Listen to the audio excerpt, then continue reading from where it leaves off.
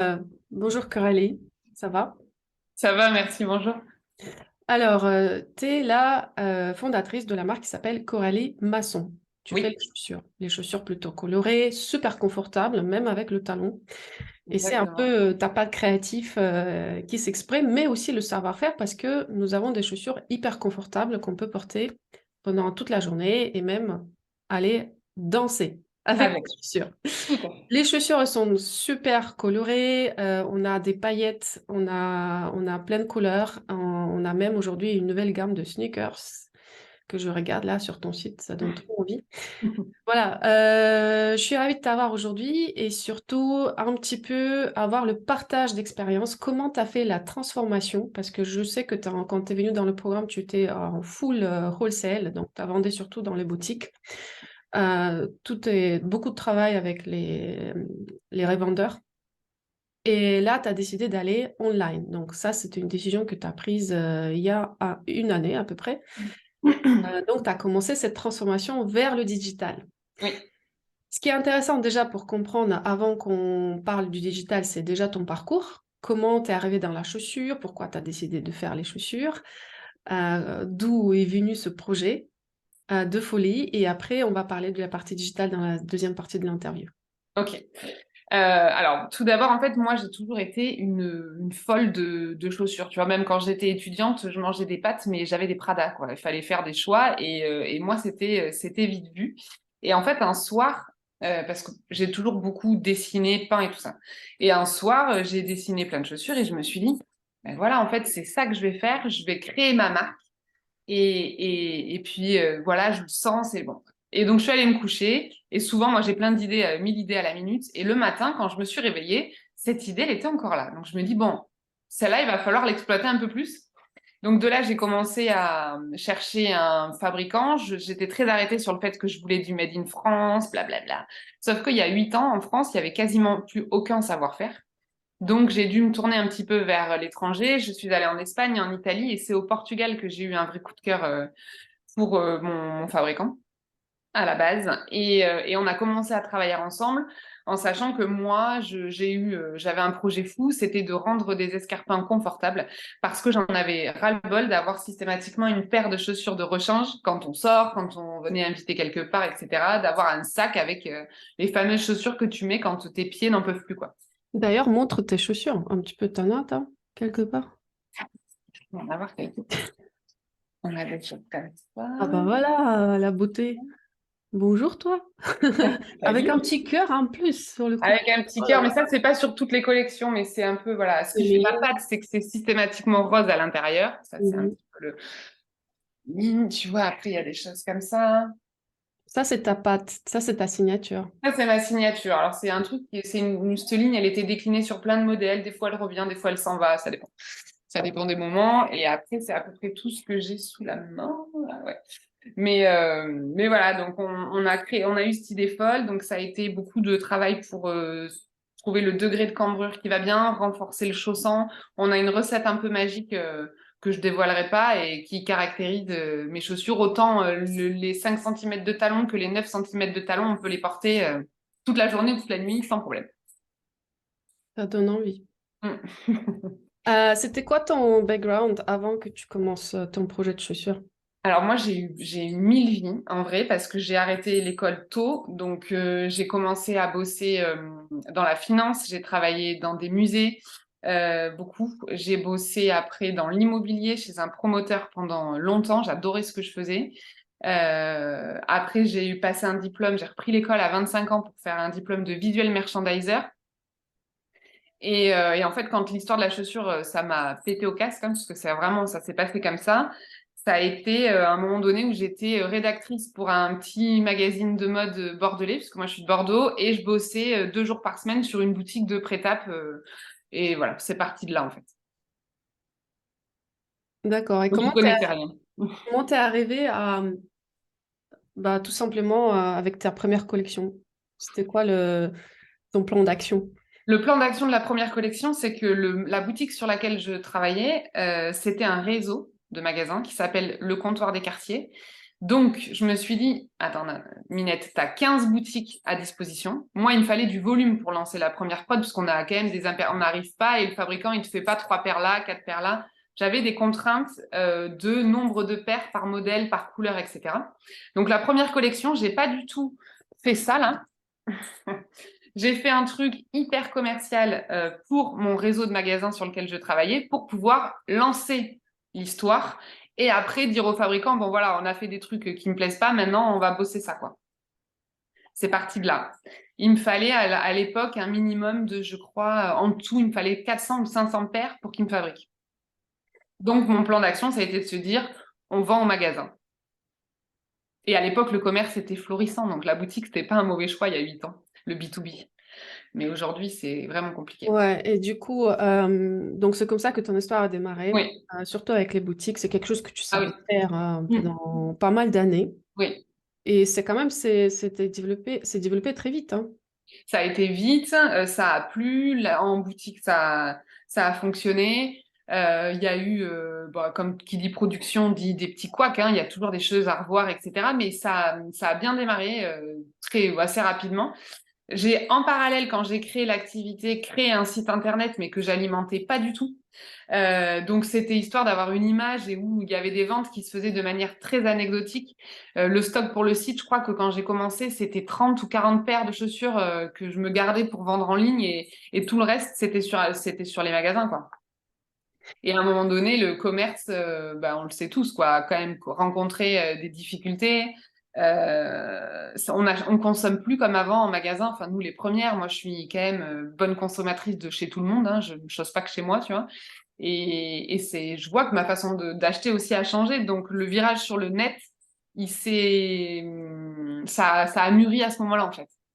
Ouais, alors souvent on dit quand on travaille dans la chaussure, c'est que il y a un problème de conversion.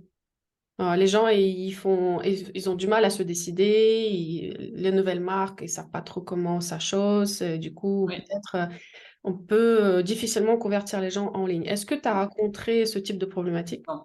En fait, moi, je pense que ça, c'est... Alors, il y a deux écoles. Il y a sûrement des gens qui achèteront jamais de chaussures sur Internet parce qu'ils veulent les toucher, les essayer, tout ça. Mais moi, je passe du temps à faire mes fiches produits. Je passe du temps à expliquer comment ça chausse trop grand, ça chausse trop petit, enfin... Et je suis hyper disponible. Donc, non, en fait, moi, c'est pas vrai. Les nanas, enfin, on n'est pas sur un produit bon marché, hein. L'entrée de gamme chez moi, c'est au minimum 170 € la paire. Et ça les freine pas du tout. Franchement, non. Moi, je rencontre pas ça. Super. Alors, qu'est-ce que tu peux dire justement de cette phase de transition quand tu as décidé d'aller sur le wholesale, pardon, sur le digital après le wholesale, comment tu as attaqué ce sujet? Alors, en fait, au tout début, j'avais un site qui était sur PrestaShop, mon Mhm. premier site internet qui avait été fait, très bien fait, etc. Bon. Sauf que c'était pas du tout intuitif, donc en fait, je m'en occupais pas du tout puisque je ne pouvais rien faire toute seule en modification dessus. Donc à ce moment-là, j'ai rencontré par l'intermédiaire d'un petit incubateur une agence web parisienne qui m'a migré mon Presta sur Shopify. Et une fois que j'étais sur Shopify, je t'ai vu dans mes suggestions avec un super programme de digital. Et on se connaissait déjà d'avant, puisque sur ton premier projet, on avait déjà travaillé ensemble. Donc, naturellement, je me suis dit, ben voilà une méthode pour pouvoir tout faire tout seul. Donc, allons-y. Et ça, en fait, la transition, du coup s'est faite comme ça. Et c'est vraiment quand j'ai basculé sur la formation que je me suis rendu compte du potentiel qu'avait Shopify et donc du potentiel de chiffre d'affaires que je pouvais aller me chercher toute seule. Donc, c'est vrai au début, quand tu as démarré avec le programme, on peut dire que le site, il était un peu stagnant parce que voilà, tu t'en occupais pas, tu savais pas vraiment comment s'y prendre. Exactement. Pas que l'agence t'a livré quelque chose, ok, Il était qu'est-ce qu'on beau, fait? mais Voilà, je qu'est-ce faisais qu'on rien. fait avec Voilà. ce bébé? Comment le Voilà. nourrir? Comment le grandir? Et voilà, qu'est-ce que exactement t'a aidé à pousser ton chiffre d'affaires? Parce que je sais qu'aujourd'hui, tu es assez confortable dans ton chiffre d'affaires. Tu n'es pas encore à l'étape de Facebook Ads, mais organiquement, tu es quand même Ça stable. Tous travaille. les mois, tu as ce chiffre d'affaires sur ton site. Qu'est-ce qui t'a aidé à trouver cette stabilité? Alors en fait, il y a plein de trucs dans la formation qui sont hyper utiles. C'est-à-dire que déjà, tout le système d'automatisation des Automatisation. mails, quand des paniers abandonnés, des 4 mails qui racontent l'histoire de la marque, de la confirmation de commande, parce que ce mail-là aussi génère des ventes. Enfin, c'est tout ça, en fait, déjà, je pense que rien qu'avec Omnisend, en ce qui me concerne, ça a été me chercher beaucoup plus de chiffre d'affaires que je n'avais déjà. En plus, j'ai mis en place 2 newsletters par semaine. Parce que moi, naïvement, je pensais que ça saoulait les gens. Et en fait, je vois bien que les gens, comme tu le dis, ne se désabonnent pas et les ouvrent. Donc ça aussi, ça me ramène du trafic. Et le troisième truc qui marche très bien pour moi, c'est les réseaux sociaux. Hmm. Instagram converti, Pinterest, alors que j'exploite mal et dont j'ai pas suffisamment le temps de m'occuper, mais le peu que je poste me ramène du trafic. Donc voilà, moi, ça a vraiment été prendre conscience de tout ça et le mettre en application. Puisqu'une fois que c'est fait, ce truc-là, ce qui est bien, c'est qu'on ne fait plus rien. Alors si, les newsletters, il faut les écrire. Mais une fois qu'on a mis Ouais. en place tout ce système, ben, ça se fait tout seul, en fait. Donc Ouais. c'est vraiment ça, chez moi, que je pense qui a fait la différence. Et en plus, tu es toute seule aujourd'hui. Oui. T'as pas encore des stagiaires, des gens Ah, qui t'aident, tu fais tout. oui, Donc, tu combines le wholesale, du coup, avec ton site oui. Shopify. J'ai Avec... encore un peu de wholesale, de moins en moins, puisque les boutiques, faut quand même le dire, c'est une réalité, se portent pas bien. Donc, je travaille de moins en moins ça avec des magasins, mais j'ai quand même une clientèle un peu historique. J'ai des super bons rapports avec les magasins que j'ai envie de conserver. Mais c'est vrai que je prends un vrai virage encore plus aujourd'hui de se dire, bon, c'est pas là qu'on va faire de l'argent, quoi. Il faut aller ailleurs, quoi. L'argent et la marge. Et la marge, surtout. Alors, oui, tu as dit que Instagram et Pinterest, ça marche bien pour toi. Qu'est-ce que tu fais spécifiquement sur Instagram pour t'aider à obtenir les commandes? En fait, sur Insta, donc déjà, j'essaye de poster assez régulièrement, mais on se rend compte aujourd'hui que le feed, alors il faut qu'il soit joli, mais c'est plus ça, contrairement à il y a un an ou deux, qui te rapporte du trafic. En fait, ce qui marche vraiment, c'est les stories. Et c'est les boutons qu'on met dans les stories. Moi, je le vois, c'est de là qu'elles cliquent, c'est là qu'elles viennent acheter. C'est quand voilà, on met une petite vidéo avec un petit lien qui renvoie directement vers la fiche produit sur Internet. Ça marche. Et moi, c'est vrai que la marque, c'est moi, ça s'appelle comme moi, c'est mon nom, c'est mon prénom. Et ce qui fonctionne, c'est quand je raconte ma vie comme ça, là, et que j'explique ce que je fais, les galères que j'ai eues de la journée. Notamment, j'ai eu des soucis de production et tu vois, j'en ai parlé sur les réseaux et tout ça. Et en fait, je crois que ça humanise Mm. le truc, en fait, et que du coup, ben, je les emmène un petit peu avec moi. Et finalement, je pense que ça contribue au fait que ça rassure la cliente, peut-être. Je sais pas trop, ouais. Mais ça, c'est quelque chose au début où j'ai démarqué, j'ai constaté quand tu as intégré le programme. Au début, tu n'étais pas encore sur ce type de contenu. C'est En quelque fait, chose que tu as développé oui. au fil Bon, des les mois. stories, j'en ai toujours un peu fait quand même où je raconte et tout parce que c'est mon quotidien et qu'il y a des moments, je sais pas pourquoi, on a ce réflexe aujourd'hui, on est en 2023, tu prends ton téléphone et tu racontes ta vie à des gens que tu connais pas et moi je vois le temps que je passe sur Instagram à regarder des stories de nanas, je sais pas ce qu'elles font, mais tu connais leurs enfants, enfin c'est terrible ce truc. Bon, mais en fait, je me suis prise au jeu, mais c'est vrai que le coup surtout de faire des posts beaucoup plus diversifiés, ciblés et d'avoir compris que c'est gratos et que ça te ramène du trafic sur ton site ben voilà, en fait, c'est vrai que c'est assez récent, cette prise de conscience-là, on va dire. Ouais, toi, tu es encore en face organique, comme je l'ai déjà Mm. dit. On n'est pas encore sur Facebook Ads. Ton compte Insta, il est quand même plus de 10, au alentour de 10 000 followers, ce qui est super. Ça veut dire que ça marche. Oui, Organique, le développement organique de la marque. ah oui. J'ai un autre sujet qui m'intéresse sur ton site parce que j'ai constaté que on est plus sur la chaussure, on a de la maroquinerie Mm. et la déco. Ah ouais, ouais. Peux-tu en parler un petit peu plus? En fait, ce qui s'est passé, c'est que la maroquinerie, donc j'avais commencé à fabriquer quelques sacs au Portugal, en cuir et tout très bien. Et avant Covid, j'ai été contactée sur Instagram par Mohamed de Marrakech qui voulait me vendre ses trucs. Sauf que bon, du coup, le coco est arrivé par là, donc la pandémie, tout fermé, tout machin. Donc je lui ai dit, écoute, on va pas commencer maintenant. Mais l'été dernier, effectivement, je lui ai passé une commande de paniers qui se sont vendus en trois mouvements et demi, il n'y avait plus rien. Donc je suis allée à Marrakech pour la première fois de ma vie pour rencontrer ce fournisseur avec qui j'avais travaillé que par WhatsApp, quoi.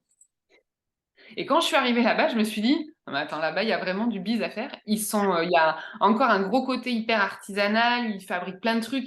Tu leur demandes un truc le matin, l'après-midi, ils te le livrent. Enfin, c'est incroyable. Donc, je me suis dit, on va essayer de diversifier un petit peu. Donc, c'est vrai qu'avec eux, là, cette année, j'ai développé une collection playa avec panier, ceinture, sabots. Et ça marche très bien. La déco, je me suis fait plaisir, sincèrement. Mais je l'ai mal amené, c'est mal présenté, j'en ai pas assez parlé. C'est anecdotique pour dire que ce soit intéressant. Ça l'est pas. Franchement, moi, ça me fait plaisir, mais ça travaille pas bien, Oui, sincèrement. après, tu peux tester quand même de nouveaux contenus sur Instagram pour voir Oui, si tu n'arrives pas à c'est ça. l'amener dans l'univers de ta marque. Exactement. Parce que moi, je trouve qu'à partir du moment où ta marque, c'est ton nom, Mm. en fait, tu as les libertés que d'autres peut-être pas à introduire d'autres l'univers et d'autres Oui. produits. Parce que c'est toi la créatrice. Mm. Oui, je pense que tu as raison. Après, il faudrait le faire mieux que ça. Moi, je suis rentrée du Maroc, j'ai fait fabriquer des trucs, je les ai mis sur Internet et c'est pas magique, hein, on le sait. Je le savais, mais je m'étais dit peut-être que si. Ben, en fait, non, c'est pas magique. Oui, Il bah, faudrait, alors, comme on n'est pas encore sur Facebook Ads, on est encore mm. sur le développement organique de la marque. Je trouve que c'est là où tu peux, à partir du moment où on va lancer les Facebook Ads, tu pourras vraiment voir ce qui marche pas, Oui, parce qu'on aura le trafic beaucoup mm. plus élevé. Détaillé. Mm. Ouais.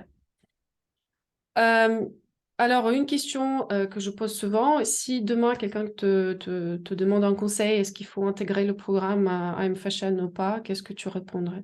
Moi, je dis oui. Je dis oui 100 fois, même si je suis pas allée encore au bout de toute la formation.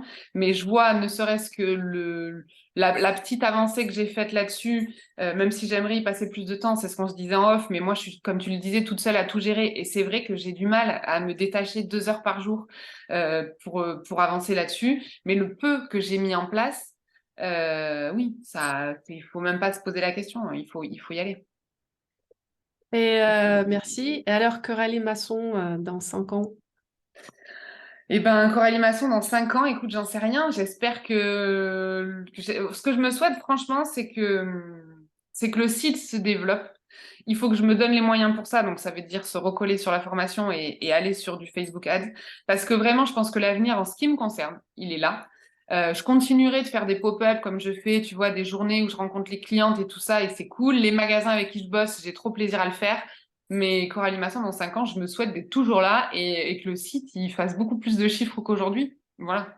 Bien sûr, si là, on est déjà sur 8 ans d'existence, plus Mm. 5 ans, on est quand même sur une marque qui commence à être bien positionnée. Et à Ouais. partir du moment où tu vas commencer à faire les Facebook Ads, moi, je pense que ça va être vraiment un gros décollage. Allez, ça envole. Franchement, je me le Parce que souhaite. la visibilité va augmenter. Tu vas aussi Oui. avoir beaucoup plus de demandes pour distribuer ta marque Mm. dans d'autres boutiques. Tu Ouais. n'as même pas besoin de faire la prospection après. Bah, de toute façon, j'en fais plus. Honnêtement, je te le cache pas, c'est vraiment un truc que je fais plus, quoi. Les clientes, Ouais. elles viennent à toi via les réseaux, elles te contactent, je voudrais la marque dans le magasin, très bien.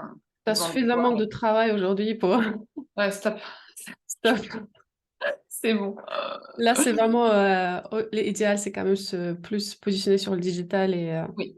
Et en plus, ce que j'essaye de faire attention quand même, tu vois, je pense que c'est important aussi de le dire, c'est que sur le site, j'ai des modèles qu'il n'y a pas en magasin. Parce qu'en fait, je veux pas non plus, mes clientes avec qui je travaille, les boutiques, franchement, je les aime. Et j'ai pas envie qu'on ait exactement les mêmes choses. C'est-à-dire que les nanas, parce qu'elles, des fois, elles te disent, oui, elles viennent essayer chez moi et elles achètent sur Internet, etc. Et donc, moi, pour pallier à ça, je vends sur Internet des choses qu'elles n'ont pas en magasin. Comme ça, en fait, la cliente peut avoir un coup de cœur et la cliente qui est à Clermont-Ferrand, chez mes clients qui s'appelle Jalouse, et ben, tu vois, elle va acheter sa paire de Coralie Masson chez Jalouse, elle va aller sur mon site et elle va craquer pour une autre. Mais ça fait pas perdre de chiffre d'affaires à mon magasin, tu vois. intéressant. C'est une très belle stratégie, je trouve. Et puis, je trouve que c'est important et moi, je les bichonne, c'est que quand tu vois, j'ai des demandes de produits que j'ai en rupture sur le net, que la cliente me fait un mail parce qu'elle cherche une pointure, je te jure, je fais le tour de toutes mes boutiques. Je regarde si elles ont commandé la taille, si elles ont commandé le modèle, j'appelle et je mets la cliente en relation avec le magasin et le magasin fait l'expédition. tu vois. Ouais, je pense que Donc, c'est important. le next step pour toi sera intégré sur Shopify la partie wholesale. Comme ça, Ouais. les boutiques elles vont acheter directement sur Shopify au prix réduit et tu pourras suivre le stock plus facilement. Mais bon, moi, je trouve que le SAV, on n'en a pas parlé, mais le service client, le service après-vente, c'est la base d'une marque pérenne. Les clientes qu'on a et même le peu de clientes que tu as au début, il faut te les bichonner en fait. Il faut les Mm. fidéliser. Enfin, moi, je sais que j'y passe beaucoup de temps à répondre aux messages privés sur Insta, sur Facebook, les commentaires en story, les mails sur la boîte info de la boîte et tout. Mais franchement, c'est la base. C'est la base. Et là, du coup, j'ai une question. Je voulais terminer l'interview, mais je pense que c'est une question qui est quand même intéressante. À quel moment tu penses pouvoir embaucher stagiaire, alternante ou peut-être même salarié? Franchement, je sais pas si j'ai envie de ça parce que moi, je suis pas très pédagogue. Tu vois? Donc en fait, quand j'explique un C'est truc pas et chef qui je suis pas va très bonne, chouchouter moi. tes Ouais. salariés. Moi, quand je t'explique un truc et que tu le comprends pas, ça m'énerve. Donc, si tu veux, j'ai du mal à réexpliquer tout ça. Mais j'avais une alternante l'année dernière qu'on se partageait avec la boîte d'une copine puisqu'on avait nos bureaux en commun. Donc, aujourd'hui, ma pote lui a fait un CDI à la petite. Donc, c'est trop cool. Ça m'a quand même appris à me poser et à parler sans m'énerver. Mais ça m'a vachement rendu service. Mais à aujourd'hui, je t'avoue, pour le moment, j'ai du mal à déléguer parce que c'est mon truc. Donc, je sais pas Ouais. si un jour, oui, il faudra embaucher si demain on fait 100 000 euros de chiffre d'affaires par mois. Mais Ouais. tant qu'on les fait pas, j'aime bien être débordée, je crois. Intéressant comme point. Mm. Parce que c'est vrai qu'à un moment donné, il faut que tu réfléchisses sur quelles tâches tu souhaites déléguer et commencer à les déléguer.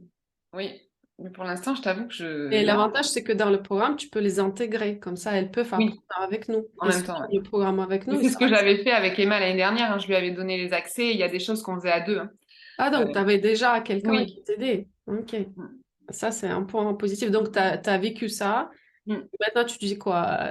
Je veux encore ou je veux plus encore? Maintenant, je me dis, ouais, attendons un peu, tu vois, je sais pas. En fait, ce qui me fait hyper peur, outre le fait que je suis pas bonne pédagogue et tout ça, c'est surtout de me dire que la vie de quelqu'un, financière, quoi, dépend du succès de ma boîte. Et moi, je me dis toujours, mais si demain ça plante, et ben cette personne qui a peut-être des enfants, qui a un appartement, etc., enfin, ça me Ouais, stresse. mais là, je pense que tu vas un peu trop loin parce que Ouais, imagine, là, ta boîte, elle a 8 ans hein, quand même. On est quand même oui, sur quelque chose qui est solide déjà. Ça veut dire que tu tiens la route. oui. Et après, la personne qui va être à tes côtés, c'est la personne qui va surtout apprendre. Mm. Et l'apprentissage, si tu veux, avec ça, elle peut demain aller ailleurs si elle a besoin de, Oui. comme tu dis, voilà, être plus sûre et stable. Mais pour moi, tu as tous les atouts aujourd'hui à se dire, OK, maintenant, il faut que j'apprenne à déléguer. Ouais. Et il faut qu'on soit, si je veux me développer de manière beaucoup plus solide, il faut que Oui. j'ai quelqu'un à qui je peux m'appuyer. Demain, tu pars en vacances, tu n'as personne pour te remplacer. Ah bah avant si, mais là maintenant, cette année, non, on va avoir une vraie Ouais, problématique. donc plus de vacances. Si j'ai des vacances, tant pis, elles recevront leurs chaussures dans 3 semaines, hein, ça va. Quand je pars en vacances, je préviens. Des fois, ce que je dis souvent sur Instagram, c'est bon, je sauve pas des vies, c'est que des chaussures, tu vois, donc bon. Mais c'est vrai que ça aussi, tu vois, tu as raison de soulever ça, parce que chez moi, ce qui revient le plus en commentaire, c'est bon, le confort, la qualité, mais la rapidité d'expédition. Moi, tu commandes ce matin, c'est posté ce soir.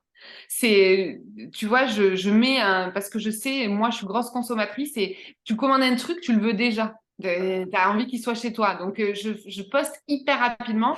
Et là, quand je pars en vacances, c'est vrai qu'on va avoir un vrai truc où il va falloir les éduquer et leur dire, ben, Ouais, nous, ce que je vois souvent, les créateurs, ils mettent un petit message, on est en oui, vacances, je fais ça, hein. de retour, telle date. Mm.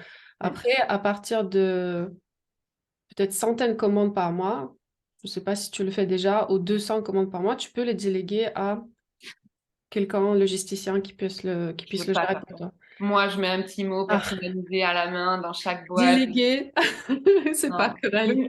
Non, mais puis le logisticien, non, je Oui, veux pas c'est faire moi ça. personnel, on est d'accord. Je Après, veux tu peux pas faire ça. toujours donner les instructions, tu Oui. peux donner les cartes en avance. Bon, Mm. ça se gère, mais Mm. c'est vrai que voilà, c'est quelque chose que tu peux réfléchir plus Ouais, tard. on verra. Bon, bah, merci beaucoup pour ton Merci. témoignage, pour ton honnêteté et honnêteté, on dit comme ça en français. Voilà, et beaucoup de succès au Caroline Masson. Ça continue. Que ça continue encore Ouais. plusieurs années. Et voilà, un Bon, bon, merci. un bon chiffre d'affaires à la clé sur ton site. Yes. Merci beaucoup. Merci, à bientôt À Corinne. bientôt. Ciao. Salut.